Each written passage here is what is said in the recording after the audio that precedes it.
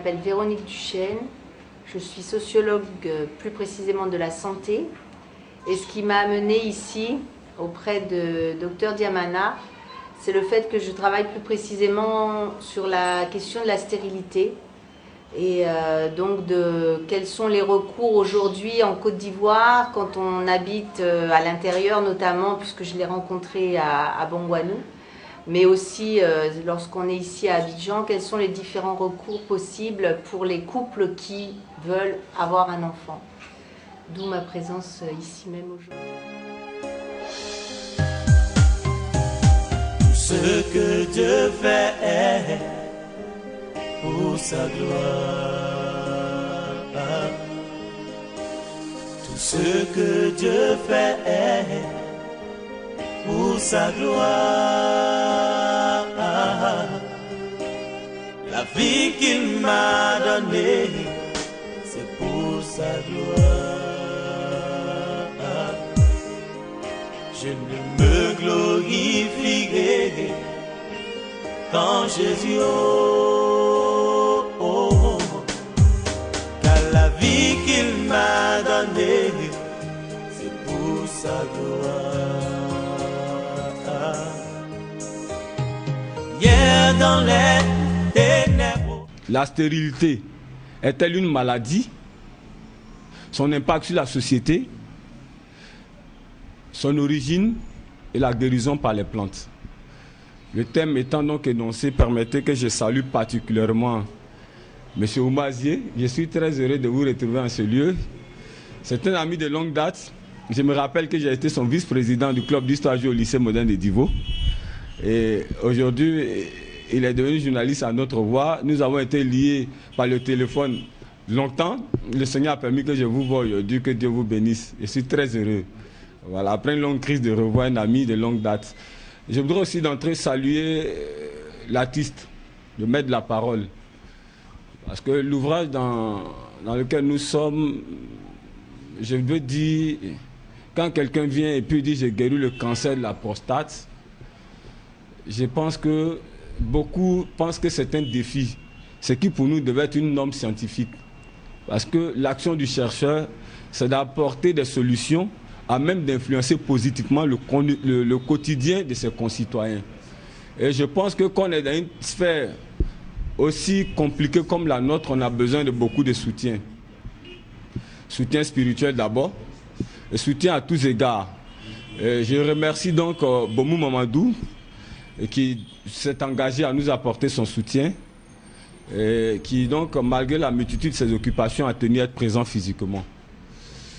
À toute la presse écrite ici présente, je pense que l'affiche ne m'est pas encore parvenue. Et donc je dis toute la presse parce que je ne saurais le faire de manière nominative. Donc à tous les organes de presse ici présents qui ont accepté de nous honorer de leur présence, que Dieu vous bénisse. Au milieu, il y a des patients.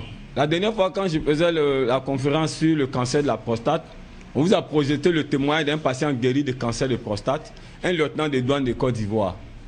Pour ceux qui connaissent mon cabinet, ça passe tous les jours.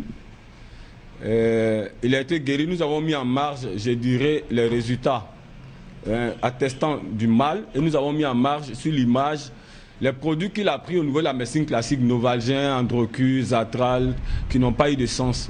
Et nous l'avons guéri. Mais aujourd'hui, nous parlons de stérilité. Donc, au milieu de nous, il y a des couples. Je veux dire, nous avons pris des échantillons, quelques couples disponibles, qui ont accepté de nous accompagner.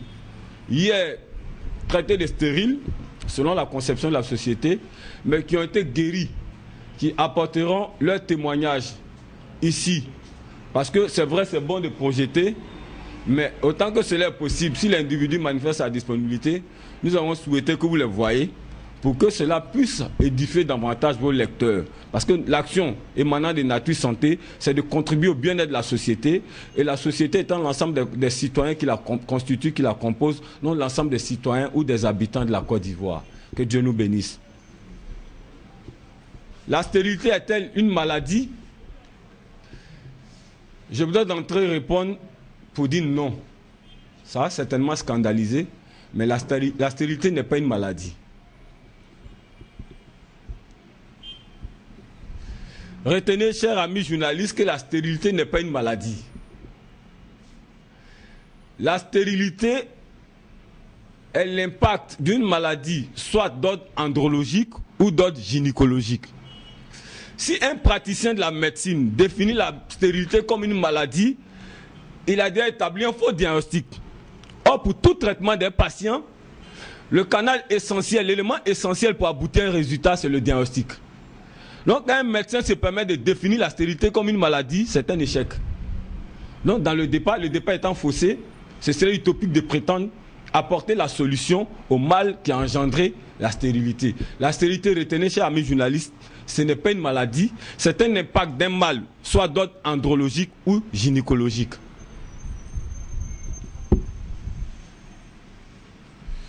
Si la stérilité n'est pas une maladie, qu'est-ce qui peut engendrer la stérilité? Et quel est donc son impact sur la société?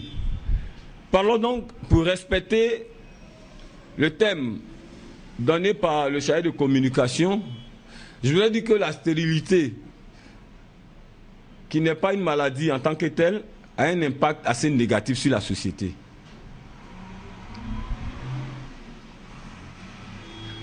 Selon nos statistiques, ce sont 2% des couples ont divorcé parce qu'il n'y avait pas d'enfants.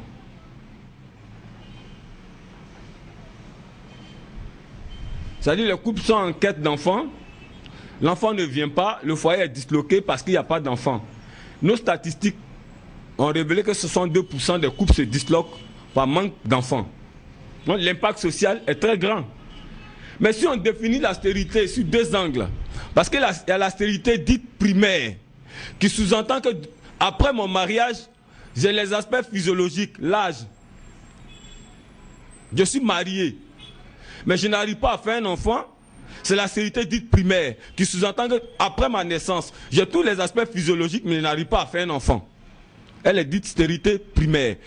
La stérilité secondaire, c'est l'incapacité de procréer après 1 ou 2 enfants. Or, la reine n'obéit pas à un planning familial.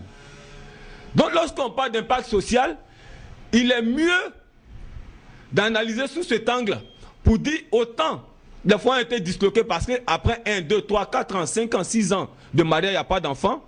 Autant il y a des foyers qui ont été disloqués parce qu'après un enfant, le couple, les deux entités de couple désirent en procréer, en faire davantage, mais l'enfant ne vient pas. Ça, c'est sous l'angle de la stérilité dite secondaire.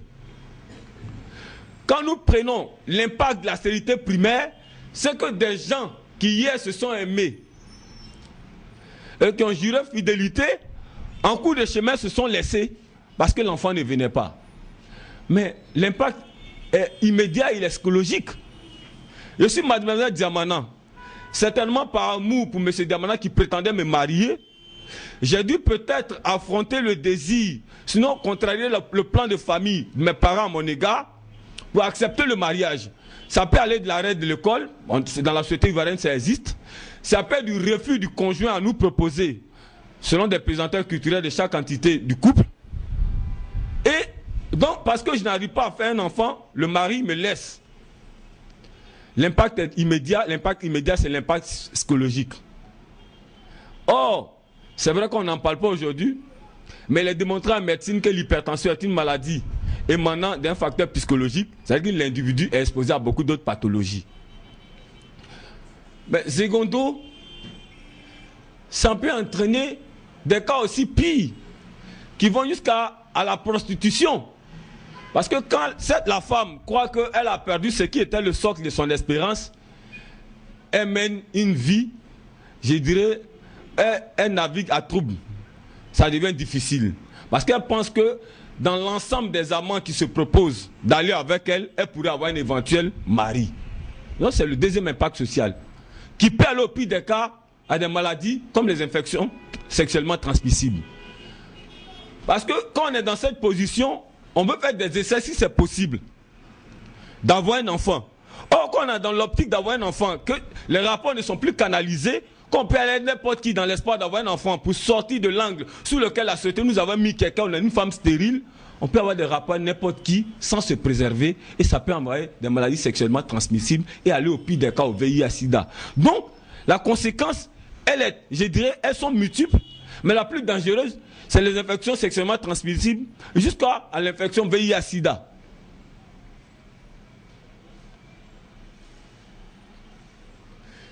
Dans les conséquences sur la société, il faut aller voir dans le lot des enfants de la rue.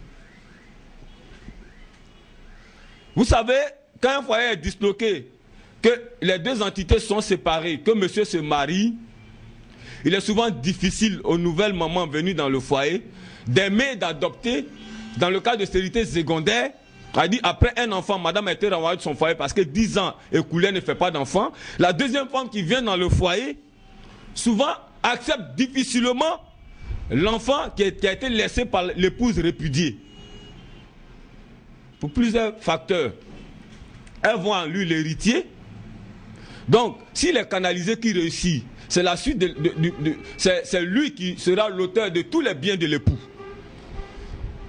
Donc, il faut, si ça ne va pas à l'élimination physique, ça va à la maltraitance qui souvent va engendrer la fugue. L'enfant va sortir du foyer pour se retrouver dans la rue. Et il est exposé à beaucoup d'autres vices que je sais bien que vous pouvez m'enseigner en votre qualité de journaliste service société. Donc, voilà l'une des conséquences. J'ai dit les conséquences sont multiples. Alors, au-delà des conséquences sur la société, quelle est l'origine de la stérilité? Parce que la stérilité ne doit plus se définir après vous avoir lu dans vos différents organes comme une maladie. Donc, qu'est-ce qui peut donc engendrer la stérilité? Je vous ai dit d'entrée que la stérilité est un impact d'une maladie soit d'ordre andrologique ou gynécologique. Définissez l'andrologie comme l'ensemble des facteurs, la science par excellence qui s'occupe de l'organisme sexuel de l'homme. Par analogie, elle est opposée à la gynécologie, qui est une science qui par excellence s'occupe de la sexualité de la femme. Alors, si la stérilité n'est pas une maladie, mais c'est l'impact d'une maladie, quelles sont les maladies d'ordre andrologique ou gynécologique qui pourraient avoir pour impact la stérilité, qui est l'incapacité de procréer? Si elle doit se définir, la stérilité qui est l'incapacité de procréer.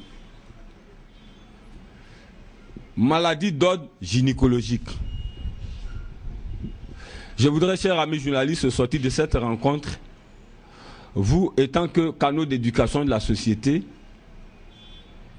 que vous réduisez ou bien vous frappez de nullité cette thèse qui est le propre de la société ivoirienne, que lorsqu'il n'y a pas un enfant au sein du couple, c'est la femme qui est stérile. Dans nos contrées africaines, lorsqu'il n'y a pas d'enfant dans le couple, c'est que la femme est dite stérile. Si la stérilité est l'incapacité de procréer, mais pourquoi mon ventre pousse en tant que mademoiselle Diamana? Mon ventre n'est qu'un conteneur dans lequel on met des choses, des éléments censés faire pousser cela. Mais comment pourrait-je féconder si la partie essentielle de moi qui est l'homme n'y met pas les éléments essentiels? Donc je voudrais que vous souligniez cela pour dire à vos lecteurs que lorsque cet impact est observé dans la vie de couple, il ne faut pas culpabiliser à première vue votre épouse. Parce que c'est la donne africaine, c'est la donne ivoirienne. L'origine de cet impact au point de vue gynécologique.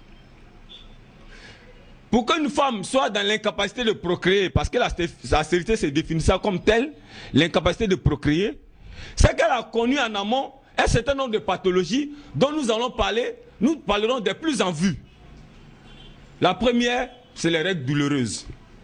J'ai préféré commencer dessus, parce que ces rencontres que nous voulons, la presse qui sera périodique, c'est une rencontre éducative pour la masse. Nous savons que par le biais de vos journaux, dans le téléphone de la Côte d'Ivoire, au plus profond de la Côte d'Ivoire, nous serons lus et entendus. Non, les règles douloureuses. L'Afrique empirique pense que lorsqu'une femme souffre des règles douloureuses, il faut éviter de la traiter, surtout lorsqu'elle est élève. Pourquoi une telle conception? Parce que si on la traite et guérit des règles douloureuses, elle va prendre grossesse. Mais ma fille étant élève, Donc, une partie essentielle de mon investissement, en fait, qu'elle m'en fasse le retour demain par son devenu social. Si je traite les règles douloureuses, elle va prendre grossesse. Et si elle prend grossesse, elle ne pourra plus aller à l'école. Si elle ne va pas à l'école, qui sera mon espoir? Donc, quand nos sœurs souffrent de règles douloureuses, nos familles refusent de les traiter. Attention, c'est un danger gynécologique, les règles douloureuses. Les règles douloureuses s'expliquent comment en gynécologie? C'est l'incapacité d'émettre de manière normale le sang. C'est l'incapacité de la sortie mensuelle des sangs de manière normale. Lorsque les règles sont douloureuses, ça sous-entend que les trompes étant obstruées, les menstrues étant une venue périodique mensuelle, étant la volonté divine, elles doivent venir. Mais les menstrues étant obstruées, ça force le chemin, parce que rien ne peut s'opposer à la volonté de Dieu. Forçant donc le chemin, Mademoiselle Diamana sent les douleurs avant ses venues, la venue de ses menstrues. Non, voilà pourquoi les règles sont douloureuses. Parce qu'il y a une obstruction des voies quand on prend les menstrues avant de s'extérioriser. Chaque fin de mois. Or, comment mes trompes sont obstruées, mes ovaires sont dystrophiés, il y a une difficulté d'écoulement de ce sang qui doit venir de manière périodique. Et on parle de règles dites douloureuses, les menstrues douloureuses. Mais quand, à cause du motif à vous donner tout à l'heure, la famille refuse de traiter Mademoiselle Diamana, qu'est-ce qui va se passer au point de vue gynécologique? Les menstrues étant, les trompes étant obstruées, les canaux évacuateurs, notez les canaux évacuateurs des menstrues étant obstrués, il serait difficile que les menstrues sortent de manière totale. Non, il y a une rétention dans mon organisme. Or, les menstrues n'étaient pas censées rester en moi. Non, ces rétentions vont s'entreposer pour former un kyste, qui peut être un kyste ovarien. Vous comprenez? Ou vont engendrer une dystrophie ovarienne. Je veux dire, avant d'aborder l'une des deuxièmes causes, notez bien et informer la population ivoirienne que lorsque nos filles, nos sœurs, nos enfants souffrent de règles douloureuses, il faut les traiter dans l'immédiat, sinon elles prendront rendez-vous avec une maladie qui va engendrer demain la stérilité, qui elle-même n'est pas une maladie mais un impact. Non, les règles douloureuses. Secondo, dans nos ratios de consultation, nous découvrons que lorsqu'une femme est sujet à une dystrophie ovarienne, elle ne peut pas être féconde. Donc, l'une des causes, la dystrophie ovarienne. La dystrophie ovarienne qui sous-entend ici que les ovaires sont sortis de leur proportion datant. Est-ce que l'assistant médical peut me donner son stamp, le tampon? Je vais imager pour que les gens comprennent le tampon. Les ovaires, ce sont les organismes d'une femme qui est en elle, qui doivent avoir une proportion normale. Lorsqu'on parle de dystrophie en médecine, c'est que les ovaires, votre tampon s'il vous plaît. Vous voyez, prenez ce schéma. Voilà l'ovaire de Madame Diamana. Et il y a l'ovaire gauche et l'ovaire droit. C'est un ovaire, on dit. Donc l'ovaire gauche doit avoir cette dimension. S'il y avait deux tampons, je devais les tenir comme ça ensemble. Et l'ovaire droit doit avoir une telle dimension. Vous comprenez? Donc quand on parle de dystrophie ovarienne en médecine, en gynécologie, c'est que les ovaires sont sortis de leur proportion datant et sont devenus plus gros. Attendez par dystrophie, devenus plus gros. Donc quand Mademoiselle Diamana fait une dystrophie ovarienne, c'est la source, c'est l'une des causes de l'infertilité gynécologique. Les ovaires sont devenus plus gros. Vous aurez tout à l'heure le témoignage du couple Lovrignon, qui était sujet à une dystrophie ovarienne bilatérale, qui a été traité, parce que nous sommes dans un domaine où la spéculation n'a pas sa place. Quand nous avions tenu une conférence de presse sur le cancer de la prostate, nous savions que ce domaine est déclaré incurable par la médecine dite classique. Nous avons diffusé un témoignage d'un lieutenant de douane de la Côte d'Ivoire, donc elle nous a appelé pour dire que c'était un manque de respect pour la race humaine. Oui, nous nous excusons, ça dérange beaucoup, mais nous sommes allés plus loin parce que nous sommes dans un domaine qui n'est pas spéculatif. Or, quand la médecine classique déclare un mal incurable, ils veulent que tout s'aligne. Mais nos sous-inspirations, c'est Dieu. Et dans nos quêtes, nous appuyons sur lui et nous croyons qu'il n'y a rien d'incurable. C'est pourquoi chaque fois que nous aurons à prononcer un thème en ce lieu, où nous allons vous convier au moins, une fois chaque 2 mois au moins, nous allons vous présenter des témoignages vivants. Parce que le journaliste a un devoir d'enquête. Le journaliste doit avoir des sources avant d'écrire.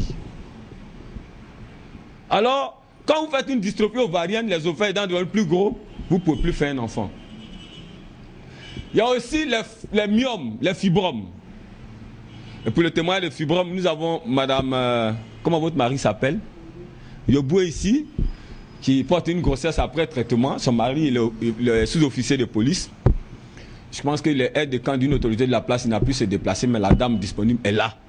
Nous présenterons toujours des preuves irréfutables. Non, les fibromes. Quand madame souffre des fibromes, elle ne peut pas faire des enfants.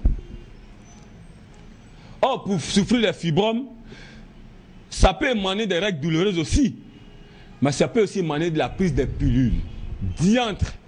Souvent, des médecins se permettent de prescrire des pilules à des femmes sans prélèvement sanguin. On est étudiant en médecine que pour prescrire des pilules, on doit faire un prélèvement sanguin, faire une analyse. Et quand la femme sort de cette prise-là, qu'elle amène un désir de féconder, il faut lui donner un dépuratif, à même de frapper de nullité le taux de pilules qui était en elle, qui empêchait la prise de grossesse. Mais est-ce que tous ces ratios sont suivis? Donc les fibromes, c'est l'une des causes. Il y a aussi les menstrues irrégulières.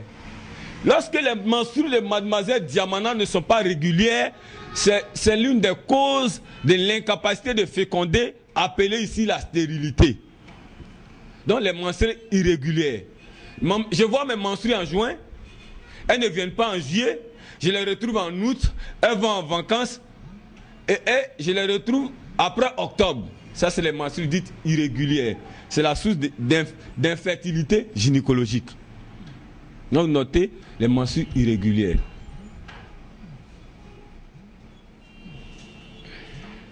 Il y a des cas où la femme aussi connaît une infection urinaire. Donc, l'infection urinaire, l'une des causes qui peut entraîner le manque de glaise cervicale. Je vais dire à la presse que la stérilité gynécologique n'est pas une maladie, c'est l'impact d'une maladie qu'on a connue en amont hier qui n'a pas été bien traitée. La stérilité d'ordre andrologique, c'est-à-dire chez l'homme. Pour que l'homme soit dans cette incapacité de féconder, nos ratios ont démontré dans nos prélèvements, nos analyses, nos consultations, qu'à 80%, c'est dû à l'infection urinaire. Est-ce que Radio Noé est présent dans nos locaux? Que Dieu vous bénisse, chers amis. Je suis très content de vous voir aussi. Les infections urinaires qui peuvent entraîner demain l'azospermie, la nécrospermie. Mais au-delà de l'infection urinaire, il y a l'inflammation hémorroïdaire chronique. C'est ce que nos parents appellent communément coco. Qui, lorsque on connaît cette inflammation hémorroïdaire, peut empêcher les oligo-éléments d'aller dans la cavité sexuelle des Diamana. Donc, il n'y a plus d'éléments, les androphélisants ne montant pas dans ma cavité sexuelle, mais je serai incapable d'enceinte ma femme. Parce que, permettez de noter que la virilité diffère de la fécondité. La virilité, c'est la capacité de satisfaire sa partenaire ou son épouse pendant les rapports sexuels. C'est que sous-entend que je suis monsieur Diamana, je vais avec mon épouse qui est madame Diamana. Quand je la pénètre, je mets un temps normal requis qui est défini en andrologie, dont le minimum doit être 4 minutes 50 secondes. On peut aller au-delà, mais le minimum. Et quand je vais au-delà où je respecte ce minimum avant de mettre le sperme qui est l'éjaculation, le plaisir peut être partagé. Ça, c'est la virilité. Parce qu'on peut être viril et ne pas être fécond. Parce que lorsque vous n'écrirez pas ça, M. Diamana dira, voilà 5 ans que je t'ai marié, je suis homme, mais tu ne fais pas un enfant. Mais M. Diamana, tu ne mets pas en ta femme ce qu'il faut pour faire un enfant. Comment tu veux que son ventre pousse? Donc la virilité diffère de la fécondité. La virilité, c'est la capacité de satisfaire son épouse, sa partenaire pendant les rapports sexuels. C'est-à-dire on met le temps minimum requis et après l'émission du sperme, on a la capacité de remonter pour aller avec elle jusqu'à ce qu'elle soit satisfaite. Ça, c'est la virilité. Or, la fécondité, c'est la capacité d'enceinte sa femme. C'est que sous-entend que lorsque j'ai émis le sperme, dans le sperme, il y a les spermatozoïdes et les enzymes. L'enzyme, qui est un élément périn qui permet au sperme de vivre 48 heures après son émission. Parce que quand je n'ai pas d'enzyme à moi, que j'ai des rapports sexuels avec Madame Diamana, dès que je mets le sperme est mort. Mais la pauvre, on va l'insulter. ma famille va la menacer. La famille me prononce le divorce à ma place. Mais en moi, Diamana, il n'y a pas des éléments procréateurs essentiels pour l'enceinte, pour empêcher la venue des menstrues. Mais quand on a fait une infection urinaire, les germes de l'infection urinaire s'attendent à deux éléments essentiels dans la capacité de procréation, qui est l'enzyme et le spermatozoïde. Mais le problème n'est pas Madame Diamana, c'est Diamana. Comment une barrique peut-elle contenir de l'eau si on n'y a pas mis de l'eau? Le ventre de la femme, imagez simplement pour dire c'est une barrique qui attend qu'on y mette de l'eau. Mais Diamana, tu n'y as pas mis de l'eau. Pourquoi tu veux qu'il y ait de l'eau dedans? Dans ton sperme, il manque de l'enzyme. Donc lorsque j'ai des rappels, Madame Diamana, je mets le sperme lundi, ça sort lundi, c'est mort. Or, l'enzyme est cet élément-là qui pérennise la vie du sperme en dehors du sujet qu'il a émis. Mais puisque en moi, j'ai en moi des germes d'une infection urinaire qui ont éradiqué l'enzyme, quand le sperme sort, le sperme est mort. Le sperme est mort. Le sperme n'est qu'un simple liquide qui a deux éléments essentiels en lui pour la capacité de féconder. L'enzyme, l'élément périn, le spermatozoïde, l'élément procréateur. Le sperme, c'est une enveloppe. Mais qu'est-ce qu'une enveloppe sans contenu? Est-ce que je peux envoyer un courrier à M. Ziouma de notre voix? Un courrier d'amitié, il prend l'enveloppe, il n'y a pas de lettre. Est-ce que c'est un sens? Quand le sperme sort, qu'il n'y a pas d'enzyme qui pérennise la vie du sperme en dehors du sujet qu'il a émis, le sperme sort mort. Il ne peut pas enceinter ma femme. Quand le sperme sort, quand le spermatozoïde n'est pas dedans, il ne peut pas enceinter ma femme. Permettez que je cite encore le couple Yoboué parce que les deux entités du couple ont été reçues avant que Mme Yoboué ne soit reçue. J'ai reçu M. Yoboué, un sous-officier de la police. Le premier credo de la médecine, c'est la confidentialité. Si ils sont là, c'est parce qu'ils ont accepté, c'est pour ça que je le dis. Aucun médecin ne peut livrer l'identité d'un patient sans qu'il nous donne son accord. Mais nous sommes dans un domaine qui n'est pas aussi confidentiel. Je veux dire, le thème qui nous réunit. C'est une joie que M. Amani ait un enfant. Mais ça fait quoi d'en parler? M. Yoboué souvient d'une colopathie fonctionnelle. Donc les oligo-éléments n'arrivaient pas en lui. Il a été traité d'abord, on voit qu'on traite sa femme de fibrome. Madame, levez-vous. Et aujourd'hui, mais la grossesse est là. C'est ça. Donc, en fait, M. Yoboué pouvait 10 ans faire des histoires à sa femme, mais 10 ans sans enfant, asseyez-vous, Madame Yoboué. Parce qu'en lui, il n'y avait pas l'enzyme et le spermatozoïde. Non, ce n'est pas parce que la nuit, je vais 4 fois, 5 fois ma femme. Ça fait des histoires souvent. Mais je vais me remarier, je te mets à l'aise, je te paye des pagnes, tu es à l'aise socialement, tu fais pas... Mais Diamana, rencontre un praticien de la médecine pour faire un diagnostic approfondi pour voir ce dont tu es sujet. Donc, la vérité n'est pas la fécondité. Donc, si on connaît une inflammation hémorroïdaire chronique, je vais à la selle, il y a du sang dedans. Souvent, je vais à la selle, au moment où je me concentre pour dégager les selles. Il y a un genre de sperme qui se dégage de ma verge. Ça, c'est des signes qui attestent que l'individu Diamana a une défaillance andrologique qui a même engendré l'infertilité, que vous qualifiez ici de stérilité. Vous comprenez? Quand j'émets le sperme, c'est comme de l'eau. À peine j'éjacule à mon épouse, Madame Diamana, dès qu'elle se lève, le sperme coule sur sa jambe. Elle n'a pas besoin de prendre du lotus ou bien un élément d'hygiène de femme pour se nettoyer.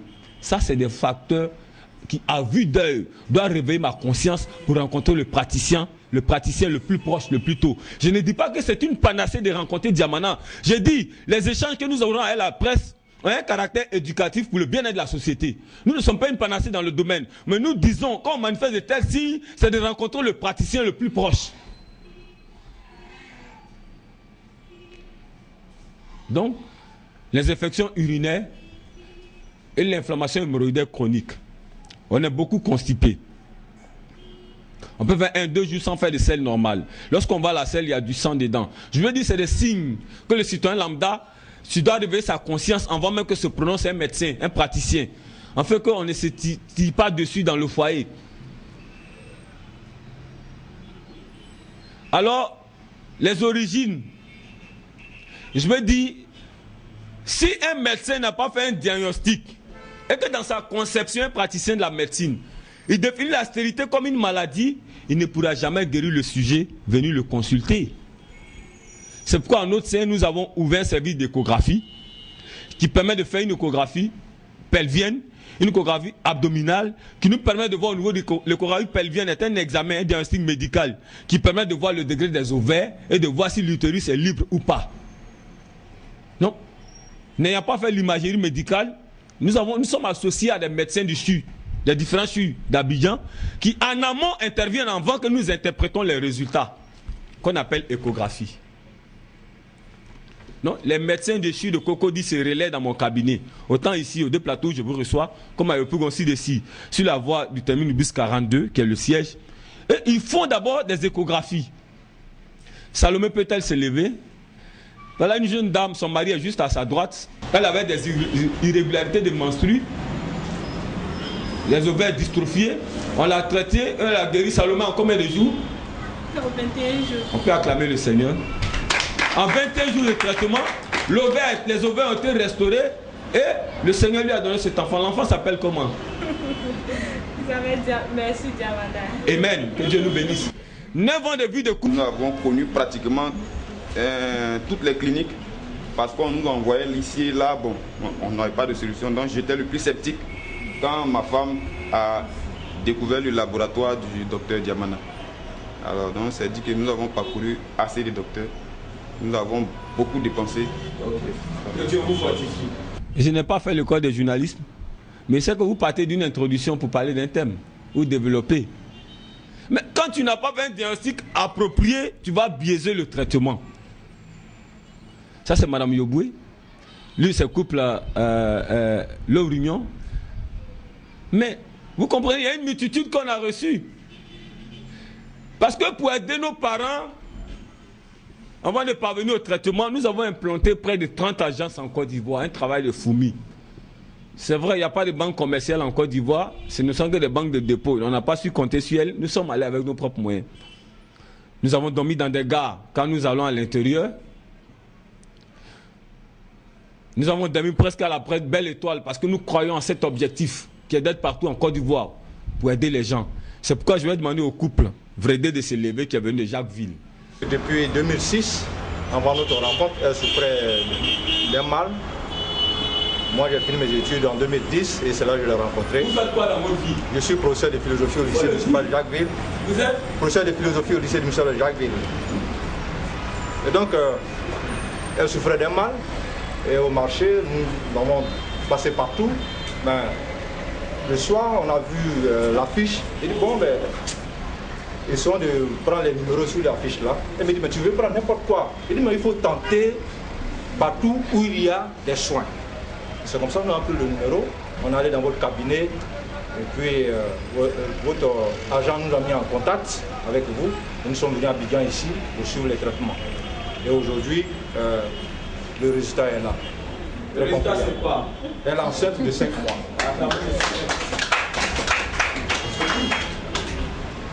Madame, vous êtes heureuse? Oui. Vous êtes heureuse? Oui.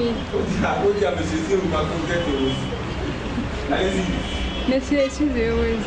Amen. D'aucuns pensent que l'opération chirurgicale, c'est une panacée. Nous disons que ça a engendré aussi cet impact et la stérilité parce que des femmes ont été opérées, elles ne peuvent plus féconder parce qu'elles ne sont que dans les foyers pour faire les lessives et préparer à manger pour leurs époux. Monsieur Amani peut se lever. C'est un enseignant de son état. Monsieur Amani, la presse écrite vous écoute. J'ai dit ma femme portait Oui, deux oui, kystes. oui. Voilà. Et lorsque j'ai rencontré le docteur Diamana, avant de rencontrer le docteur Diamana, Vous n'êtes pas présenté ici, je m'appelle monsieur Amani Yao. vous faites quoi dans votre vie? Je suis enseignant. Voilà. Avant de rencontrer le docteur Diamana, il y avait un gynécologue qui nous suivait, il a prescrit des médicaments qui coûtaient 19 445 francs, c'était par semaine. Je payais chaque lundi 19 445 francs. Bon, il m'a donné 9 mois, mais chaque 3 mois je devais faire une échographie. Bon, la première échographie, à 3 mois je suis allé faire l'échographie, mais on m'a dit que les deux qui sont légèrement diminués. Donc c'est ainsi que j'ai croisé M. Oscar et puis je lui ai demandé qu'est-ce que monsieur fait. Il dit qu'il peut vous traiter, allez-y le voir. Je suis allé rencontrer le docteur Diamana. Il m'a dit qu'en 21 jours, il allait finir les 2 kystes. Bon, si le champ, vous convenez avec moi qu'on ne peut pas croire. Vous voyez croire. J'étais étonné. Bon, mais je me suis dit que j'allais tenter quand même. Et dès qu'on a commencé le traitement, à 21 jours, nous sommes allés refaire l'échographie. On nous a dit que les 2 kystes ont disparu, il n'y avait plus de problème. Continue. Parce qu'après les kystes. Donc après les 2 kystes, non, ma femme n'est pas tombée enceinte. 3 mois après, nous nous sommes rendus encore à l'hôpital. On nous a dit qu'elle souffrait de... Elle n'avait pas de glaise cervicale. Voilà. Elle n'avait pas de glaise cervicale. Nous sommes revenus encore chez le docteur Diamana qui nous a donné certains médicaments. Et c'est après ce dernier traitement, elle a 8 mois. Elle a 8 mois. Après son état n'a pas su. Elle a plus Justement. Je pense que si l'ensemble des journalistes, au moment où on serait dans le break, verront l'image de cette femme à 8 mois de grossesse. C'est ça. Parce que c'est Bernadette dans le Madame Le Boué, votre mari est quoi? Présentez, allez-y, on vous écoute. Il est sergent de la police. Il est sergent de la police. On m'a opéré, ça fait 2 ans. Je n'avais pas d'enfant, je cherchais toujours d'enfant, je ne gagnais pas. Vous avez opéré de quoi, madame? Fibrome. Voilà. En fait, tous les médicaments, ça n'allait pas. Le docteur Diamana, Marie est venu nous voir par rapport à ces médicaments. Aujourd'hui, la preuve est là. La preuve fait combien de mois? 8 mois. 8 mois. On peut acclamer le Seigneur. Asseyez-vous, madame. Les opérations chirurgicales ont emporté des trompes de nos mamans et elles sont devenues stériles par la suite. Et elles sont restées comme des bonnes à tout faire dans le foyer. Et monsieur se remarie pour prendre une femme qui a fait. Les opérations chirurgicales étaient un danger. Mais nos résultats font aujourd'hui que même des scientifiques nous conseillent des patients. Est-ce que Mme Assoum peut se lever? Je me nomme Mme Assoum Soumaro. Votre mari fait quoi? Mon mari est policier. Bon, je souffrais d'une dystonie ovarienne sans vraiment le savoir. À chaque fois, j'avais des douleurs. Souvent, ça me prenait même en classe. Et là, mon professeur de santé m'a conseillé de venir voir docteur. Votre professeur de santé, il est quoi spécialement? Il est gynécologue accoucheur. Voilà. Donc, voilà. Il est médecin gynécologue. Oui, il est médecin gynécologue accoucheur. Voilà. Donc, il m'a conseillé de venir voir docteur Diamana qui avait suivi sa nièce qui souffrait d'une dystrophie ovarienne aussi, qui a été guérie. Et c'est ainsi que j'ai croisé le docteur Diamana qui m'a vraiment soigné. Et aujourd'hui, je porte une grossesse de 2 mois. Une grossesse de combien de mois? De 2 mois. À travers mon professeur de Dieu. La femme a été opérée de fibromes. Mais Dieu merci que, malgré que l'opération ait échoué, parce que les fibromes ont réapparu, on ne lui avait pas enlevé des trompes. Mais combien de femmes en Côte d'Ivoire ont été opérées qui ont perdu les trompes? Qui ont perdu la capacité de féconder suite à l'opération chirurgicale? Mais je veux dire, est-ce qu'on ne pouvait pas essayer d'autres voies? Je ne veux pas me mettre dans une position de défiance vis-à-vis de la médecine classique. Mais je veux qu'on établisse un pont pour une complémentarité, pour le bien-être de la population. Parce que les exerçants dans le domaine sont des grands sachants à respecter. Mais je veux dire que le domaine a souvent des limites. Parce que lorsqu'on opère une femme d'un fibrome, c'est comme une bouture de manioc qui a été coupée, qui est à terre, qui attend une goutte de pluie pour repousser. La femme qui vient de témoigner, Madame Yoboué, dont le mari est policier, sergent de police, quand nous avons fait l'échographie, elle souffrait de fibrome. Et c'est comme si elle n'avait jamais été traitée. Je lui ai dit, madame, nous allons vous traiter et vous allez prendre une grossesse. Mais ça a réapparu, ça a repoussé. N'est-ce pas, madame Yoboué? C'est difficile. Ce matin, il y a resté une dame, Meïté Bintou. Elle, c'est le mardi, elle commence son traitement, mais j'ai envoyé cette échographie parce qu'elle a été opérée de fibrome. Et le coca vient de faire chez nous. La dernière échographie en date, la médecine n'est pas spéculative. Voilà, Meïté Bintou, le 8, nous sommes en juin. Le 8 juin 2012 montre que les fibromes sont intacts. Or, les dossiers que je vous présente en amont, de couleur rose, c'est après une opération chirurgicale. Je ne suis pas spécialiste en imagerie. C'est un docteur qui l'a fait. Il intervient aussi, il s'appelle docteur Samassi. Il intervient dans mon cabinet. Les fibromes sont intacts, comme si elle n'a jamais été opérée. Et le pire des cas, c'est que les ovaires sont maintenant dystrophiés. Après une opération chirurgicale. Je vais vous envoyer ça. Voilà les examens avant l'opération. Avec tous les dossiers qui disent qu'elle a été opérée. Mais aujourd'hui, elle court après un enfant. Et je viens de la recevoir. C'est hier, elle a fait son échographie le 8. Aujourd'hui, nous sommes le 9. Le coup est daté le 8. Est-ce que l'opération chirurgicale est une solution curative?